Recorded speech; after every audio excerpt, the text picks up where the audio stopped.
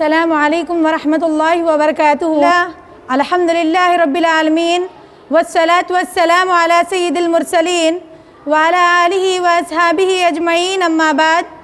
فقد قال اللہ تبارک وتعالی فی القرآن المجید والفرقان الحمید، اعوذ باللہ من الشیطان الرجیم، بسم اللہ الرحمن الرحیم، یا ایہا الذین آمنوا اذکروا اللہ ذکرا کثیرا وسبحوہ بکرۃ واسیلا۔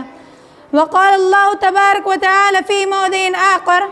ولذکر اللہ اکبر۔ قابل احترام صدر محترمہ و معزز معلمات اور عزیز دینی بہنیں، آج کے اس ہفتہ واری انجمن میں میں جس عنوان کے تحت لب کشائی کرنے جا رہی ہوں وہ ہے ذکر اللہ کے فوائد و ثمرات۔ عزیز سامعات، ذکر اللہ افضل ترین اعمال اور بہترین عبادات میں سے ایک عبادت ہے، بلکہ اعمال صالحہ کی روح ذکر اللہ ہے، کیونکہ عمل اگر ذکر اللہ سے خالی ہے تو وہ اس جسم کے مانند ہے جس میں روح نہ ہو۔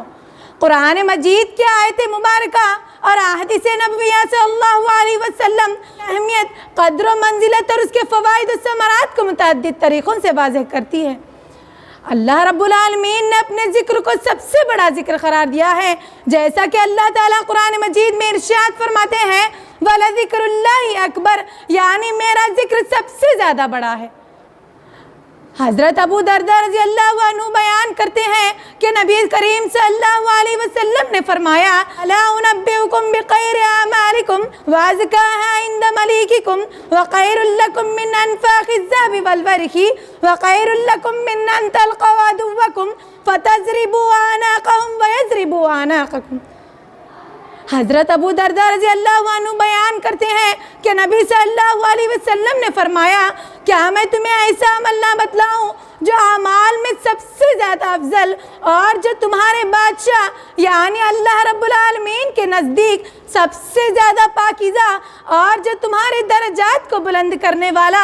اور جو تمہارے لیے سونا اور چاندی خرچ کرنے سے بھی زیادہ بہتر اور جو تمہارے لیے اس سے بھی بہتر ہے کہ تمہارا اپنے دشمن کے ساتھ مقابلہ ہو اور تم ان کی گردنیں اڑاؤ اور وہ تمہاری گردنیں اڑائے۔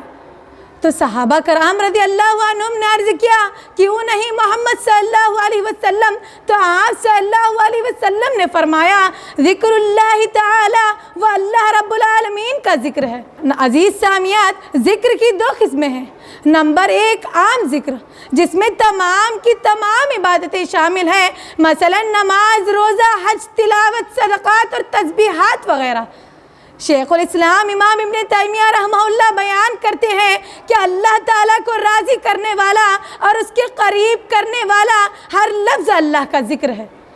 شیخ عبد الرحمن السعدی رحمہ اللہ بیان کرتے ہیں کہ جب ذکر اللہ کہا جائے تو اس سے مراد ہر وہ چیز ہے جو بندے کو اللہ رب العالمین کے قریب کر دے۔ نمبر دو خاص ذکر، اس سے مراد وہ خاص دعائیں یا اذکار ہے جن کے الفاظ اللہ اور اس کے رسول صلی اللہ علیہ وسلم سے ثابت ہو، مثلا فرض نماز کے بعد کی مسنون دعائیں اور صبح و شام کے اذکار وغیرہ۔ نیز یہاں پر یہ بات بھی قابل توجہ ہے کہ ذکر تین چیزوں کے ساتھ خاص ہے۔ نمبر ایک زبان کے ساتھ، نمبر دو دل کے ساتھ، نمبر تین ان دونوں کے ساتھ۔ اور تمام ذکروں میں سب سے زیادہ افضل ذکر وہ ہے جو دونوں کے ساتھ کیا جائے، یعنی زبان کو حرکت دیتے ہوئے اور دل میں اس کے معنی مفہوم کے بارے میں غور و فکر کرتے ہوئے۔ مثلا تسبیحات میں سے سبحان اللہ کا ورد کرتے ہوئے اپنی زبان کو حرکت دینا اور دل میں اللہ رب العالمین کے لیے جذبات شکر پیدا کرنا۔ اسی طرح اللہ اکبر کہتے ہوئے اپنی زبان کو حرکت میں لانا اور دل میں اللہ رب العالمین کی بڑائی کو تصور کرنا۔ اسی طرح لا الہ الا اللہ کہتے ہوئے اپنی زبان کو حرکت میں لانا اور دل میں اللہ رب العالمین کی وحدانیت کی تسلیم کرنا۔ عزیز سامعات، اللہ رب العالمین نے اپنا ذکر کثرت کے ساتھ ایمان والوں کو کرنے کا حکم دیا ہے، جیسا کہ اللہ تعالیٰ قرآن مجید میں ارشاد فرماتے ہیں یا ایھا الذین آمنوا اذکروا اللہ ذکرا کثیرا وسبحوہ بکرۃ واسیلا۔ اے ایمان والو، تم کثرت کے ساتھ اللہ رب العالمین کا ذکر کرو اور صبح و شام اس کی تسبیحات کو بیان کرو۔ اسی طرح اللہ رب العالمین نے ذکر کرنے والوں کی بہت ساری خوبیوں کو بتایا ہے۔ کثرت کے ساتھ ذکر کرنا صرف مخصوص اوقات میں ہی مطلوب نہیں ہے، بلکہ اٹھتے بیٹھتے چلتے پھرتے حتیٰ کہ لیٹے ہوئے بھی اللہ رب العالمین کا ذکر کرنا مستحب ہے، اور اللہ رب العالمین نے اسے عقل مندوں کی ایک صفت قرار دی ہے، جیسا کہ اللہ تعالیٰ قرآن مجید میں ارشاد فرماتے ہیں ان فی خلق السماوات والارض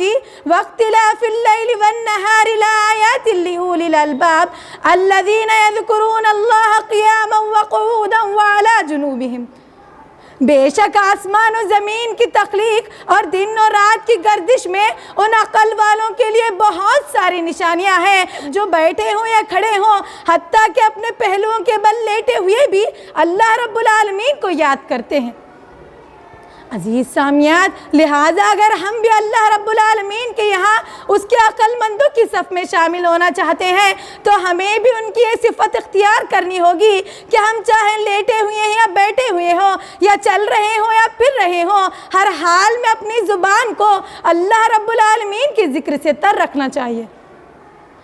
جیسا کہ حضرت عبداللہ بن بسر رضی اللہ عنہ بیان کرتے ہیں کہ ایک آدمی نبی صلی اللہ علیہ وسلم کے پاس آیا اور اس نے عرض کیا ان شرائع الاسلام قد کثرت علی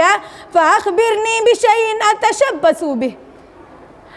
دین کے احکامات میری کمزوری کی وجہ سے مجھ پر غالب آ چکے ہیں، لہٰذا آپ مجھے کوئی آسان سا کام بتا دیجئے جس پر میں ہمیشگی کے ساتھ عمل کرتا رہوں۔ تو آپ صلی اللہ علیہ وسلم نے فرمایا لا یزال لسانک رطبا بذکر اللہ، تم اپنی زبان کو ہمیشہ اللہ رب العالمین کے ذکر کے ساتھ تر رکھو۔ خود نبی صلی اللہ علیہ وسلم بھی ہمیشہ اللہ رب العالمین کا ذکر کرتے تھے۔ عزیز سامعین، اب میں آپ لوگوں کے سامنے ذکر اللہ کے 3 فوائد کو بتانا چاہتی ہوں، اس امید کے ساتھ کہ اللہ رب العالمین مجھے اور آپ لوگوں کو اس پر عمل کرنے کی توفیق بخشے، آمین۔ نمبر 1، جب بندہ اللہ رب العالمین کو یاد کرتا ہے تو اللہ رب العالمین بھی اسے یاد کرتا ہے، جیسا کہ اللہ تعالیٰ قرآن مجید میں ارشاد فرماتے ہیں فَاذْكُرُونِي أَذْكُرْكُمْ وَاشْكُرُوا لِي وَلَا تَكْفُرُونَ، تم مجھے یاد کرو میں بھی تمہیں یاد کروں گا، تم میری شکر گزاری کرو ناشکری نہ کرو۔ نمبر 2، ذکر اللہ ہی سے دلوں کو حقیقی سکون ملتا ہے، جیسا کہ مالک بن دینار رحمہ اللہ بیان کرتے ہیں کہ لذت حاصل کرنے والوں کو جس چیز میں سب سے زیادہ لذت حاصل ہوتی ہے وہ اللہ رب العالمین کا ذکر ہے، کیونکہ یہ عمل ایسا ہے جس میں بہت زیادہ کم محنت لگتی ہے اور اس کا اجر بہت زیادہ بڑا ہے۔ نمبر 3، ذکر اللہ سے اللہ رب العالمین کی معیت نصیب ہوتی ہے، جیسا کہ آپ صلی اللہ علیہ وسلم نے فرمایا کہ اللہ رب العالمین فرماتا ہے میں اپنے بندے کے ساتھ اس کے گمان کی طرح سلوک کرتا ہوں، یعنی جب وہ مجھے یاد کرتا ہے تو میں اس کے ساتھ ہوتا ہوں، جب وہ مجھے اپنے دل میں یاد کرتا ہے تو میں بھی اسے اپنے دل میں یاد کرتا ہوں، اور جب میرا بندہ مجھے کسی مجلس میں یاد کرتا ہے تو میں اسے اس سے بہترین مجلس میں یاد کرتا ہوں، جب میرا بندہ مجھ سے ایک بالشت قریب ہوتا ہے تو میں میرے بندے کے ایک ہاتھ قریب ہوتا ہوں، اور جب میرا بندہ میرے ایک ہاتھ قریب ہوتا ہے تو میں میرے بندے کے 2 ہاتھ قریب ہوتا ہوں، اور جب میرا بندہ میری طرف چل کر آتا ہے تو میں میرے بندے کی طرف دوڑ کر آتا ہوں۔